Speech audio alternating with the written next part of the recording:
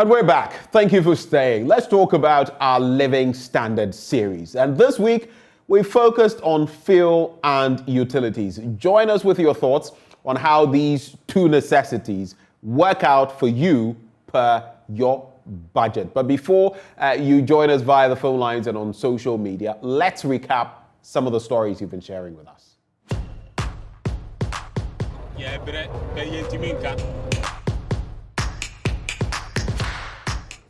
I'm spending like 100 cedis within a week. I could do my in and out.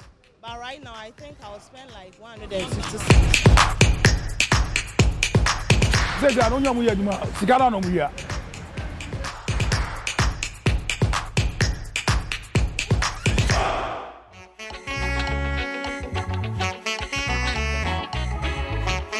When fuel prices go up, everything else goes up. The daily commute from home to offices, schools, and various destinations are now becoming expensive for many people.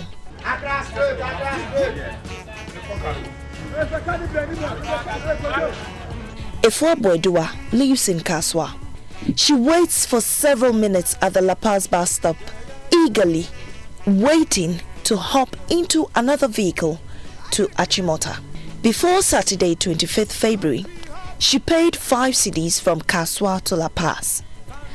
But now, she has to pay more, and this will hurt her monthly budget. Initially, I used to spend 100 cedis a week on transportation, but now it has increased by 50 cedis. However, my salary remains the same. This will really affect my budget and how I even take care of myself. Although she has not fully planned what to cut out from her budget, Efua off the cuff said she would visit the salon less often. I now have to cut down on my salon visits and buying of clothes as well as shoes, and channel all those expenses into my transportation. It's really difficult. She's not the only one who has been caught up in this economic squeeze.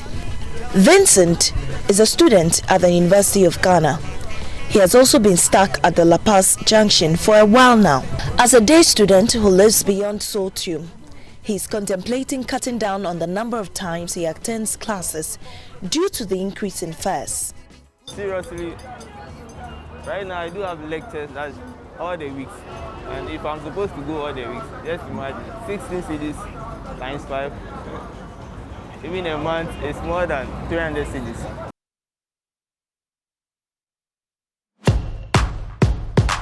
If it's 3 days, me back ramming here, Juman, the Penamania is back for me.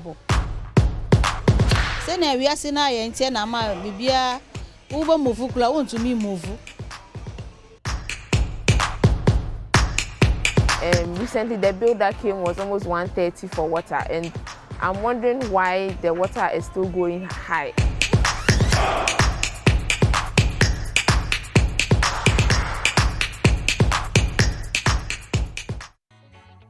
Food prices are up, fuel prices are up, transport fares up. With the poorly regulated nature of Ghana's markets, the ordinary Ghanaian is tightening budgets to make ends meet. So, what are people kicking out of their priority lists to survive? Like me bomitia, and here I'm a person every day. Be a person me bomitini, and say when it's maybe it's me good to be say 2 months. Now, I braid my hair once every 2 months. I also do my own washing because I cannot afford to. Oh, see, I know. Who would ever be that time? Any salon I enter, either 10 or 12 cedis, so I opted for a roadside barber who charged 7 cedis. I have stopped going to the tailor because they also charge too high. With the increment of items, it's just something that we can't talk about, but we are in it. And with the last time I went to the salon, I can't really remember because most of the times I do the washing at home, and then I basically do everything myself. I prefer buying clothes these days because it is affordable than having to sew them. With people deciding to cut out clothes and visiting salons less often to make ends meet, I visited Jennifer, who works inside the Kanishi market. She targets traders who may be too busy to visit hairdressing salons in their residential communities. Jennifer says because of her target market, she has made her services affordable. But lately, her customers have not been frequent. It depends. The cost for the electricity bill has tripled. They were charging those with extra appliances more, so I had no option than to send my 2 hair dryers home. Even though they reduced the price at some point, it is still not easy to pay. Her customer Davi, who had not visited her for weeks, says economic difficulties are to blame.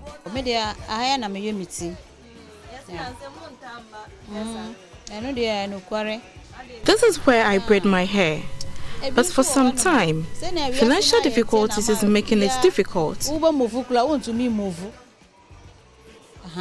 Davi adds that she is currently fighting with other tenants over payment of utility bills due to the unfair amount she is forced to pay monthly.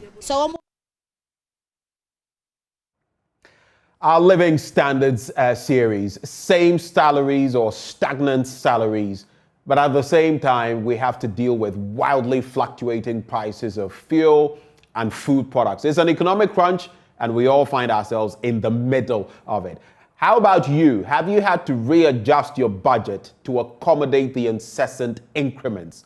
Our phone lines are active. Call that number, 0302 211 691 extension 2. 0302 211 691 extension 2. We have Hamid from Wa. Hamid, good morning to you. Thank you for joining the conversation. Good morning, Hamid. Can you hear me, Hamid? We'd like to know what your reality is when it comes to food. Morning. Right. What is your reality when it comes to food and fuel prices? How are you coping? Oh. Hamid, can you hear me? Okay.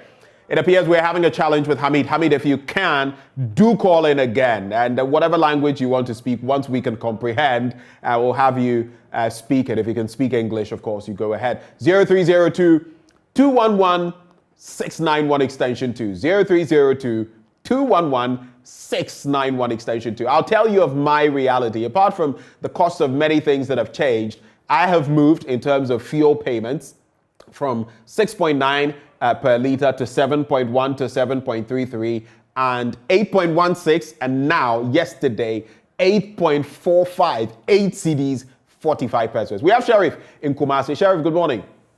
Good morning, sir. Thank you for joining. Now, what is your reality when it comes to food, fuel prices, and generally, the economy?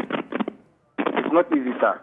What I've seen in this country, I realize that the citizens are not more important in their own country. Because in Ghana here, there's no citizen. If there is a citizen in this country, definitely the government must also realize that it's ruling the system of this nation. So whatever it's going to do, they have to do it for the benefit of this citizen. Right. So I'm interested. What do you do for a living, Sheriff? Well, I'm a driver. You're a driver? Yeah. Okay. What do you drive? Trotro, taxi, Uber? So how real is this for you in terms of purchasing fuel and all of that? That is the reason I'm telling you. Increasing the fuel in this country is actually increasing everything. It's affecting everything in this country. The moment fuel price is high, meaning everything has to go high in this country. You understand? So what I want the government to do is, you should at least think about the citizens. Think about the citizens. See, this country is very tough to live. If I'm telling you the young boys above 18 are traveling out of Ghana to look at Libya, for instance. Young boys are traveling from Ghana to Libya. Meanwhile, there's no peace in Libya, but people prefer to go to Libya than to stay here in Ghana. Why? if you work from morning to evening, the money they're going to earn, they're going to spend all the money to buy food and fuel. You can't even have 1% to save. Wow. I'm telling you, the money that we earn today, we are going to spend. It's two things that we use the money for. It's either we buy food or food. It's not easy. We are suffering. So in the midst of this suffering, Sheriff, how have you adjusted? How have you adjusted your life to match the current circumstances? It is God. We are always grateful to God. It is God that takes care of us. It is God. Because if I'm telling you we are suffering, I'm telling you, it is God. I leave everything to God. Thank you, Sheriff, for sharing your thoughts all the way from Kumasi in the Ashanti region. Let's come back into Accra. Sadiq joins the conversation. Good morning, Sadiq. Hello, good morning. Right. What do you do for a living, Sadiq? Oh, okay. I'm a businessman. I do sell TVs and stuff at Kutua Market. Right. And with what you do, looking at the different prices out there, fuel products, food, and all of that, how have you been adjusting to make ends meet? It's not easy, but then we are trying to manage ourselves with because the way the fuel price is going up, I don't know what's going on. But then, no matter how, to me, I'm using a car. Right. No matter how it is, I have to manage myself to get fuel because I have to take the kids to school and one or two things. You see, so no matter how, we don't know how we'll do unless the government checks on what is going on. If they can do something about it on the fuel price for us. Let me ask you on the bit of the fuel prices in terms of adjustment. Some friends tell me that they are still buying, let's say, 200, 250. It's just that they are getting less. Is that what you're doing? Oh no! I mean, when I get to the pumping station, I just I don't watch the liters. Wow! I just buy 50. When it's 30, I buy the one that I move. Take me up and down and work out to solve my problem. That's how I do.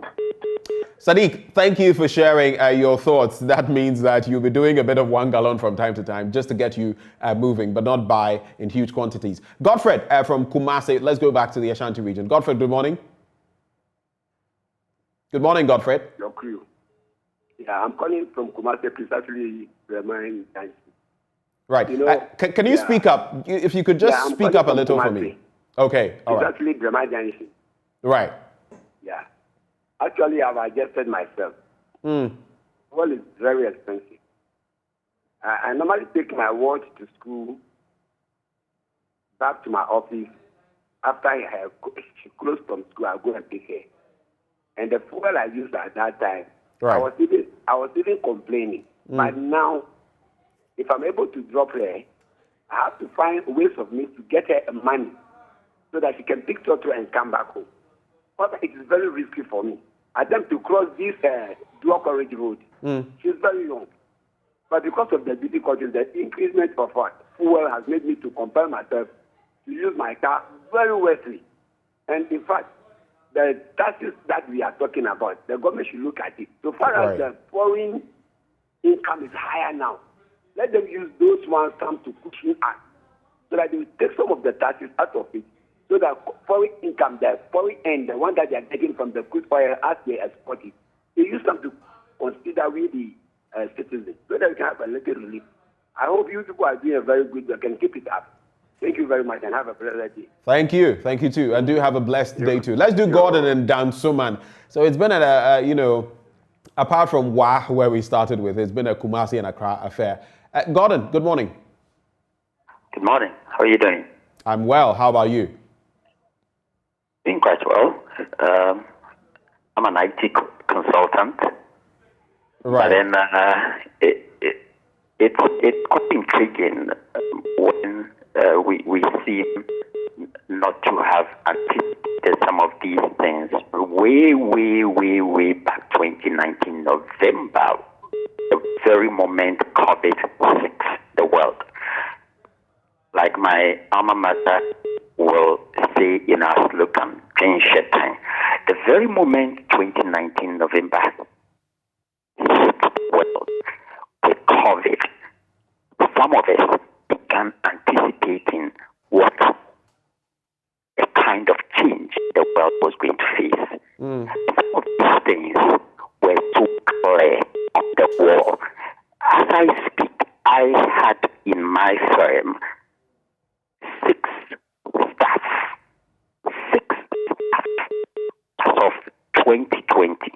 Right. I was anticipating expanding, but unfortunately, that expanding meant that I would have taken more employees.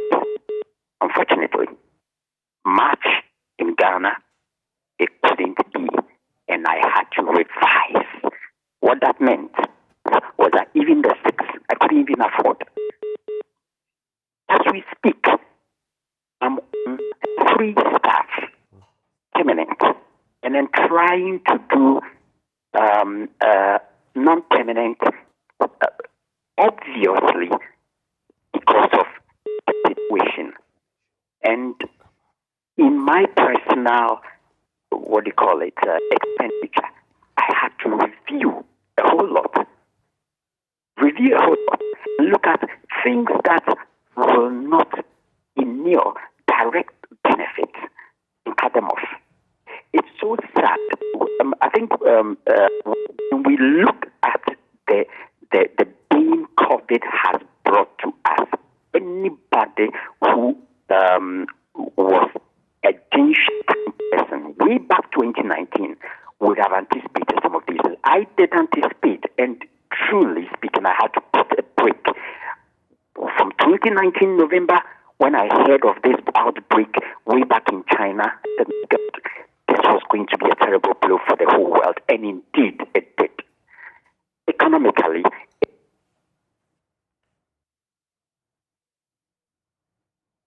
well, thank you. Thank you very much for sharing your thoughts with us. Do we have Tetekwashi on the line? Yes. Good morning, sir. Good morning, Benjamin Kapu. Right. Where are you calling from? I'm calling from Aveyime Bato. Aveyime Bato, right. What is the situation like there, and how is the economy, making you readjust when it comes to your spending and all that? Share with us. My brother, it's not easy at all. It's not easy. I'm a teacher, but I teach in a village where vehicles don't go there easily. So most of us use motorbike to the village where we do our teaching. Frankly speaking, in a week or maybe sometimes we calculate the journey and then we buy fuel according to the distance that may be 50 cedis for the whole 2 weeks or 3 weeks. But these days, my brother, 100 cedis fuel cannot even take you for 2 weeks. And this is affecting our work. Salaries have not been increased in this country. But every day they are increasing utility in this country. Look at the fuel price now. Yesterday we just heard that 5% have been placed on LPG. I went to the station yesterday to fill my cylinder. I met a woman over there and the whole thing sounded like him. The woman was just wailing, crying, wailing. And what kind of country are we? Our leaders are not putting this in place to make the country easy for we the youth. I wasn't surprised when yesterday I was watching and they were interviewing students in Ukraine who are not willing to come back. Though there was war in Ukraine, but they don't want to come back because of the hardship in the country. Some prefer to die over there than to come to country and be suffering over here in Ghana. So things are not easy at all. Look at these e-levy things we are talking about. Yeah, we all know that the COVID has brought some kind of hardship. Right. Thank you. Thank you all so much for calling. And of course, the hardship, the pinch, we're all feeling it. We're all feeling the economic crunch.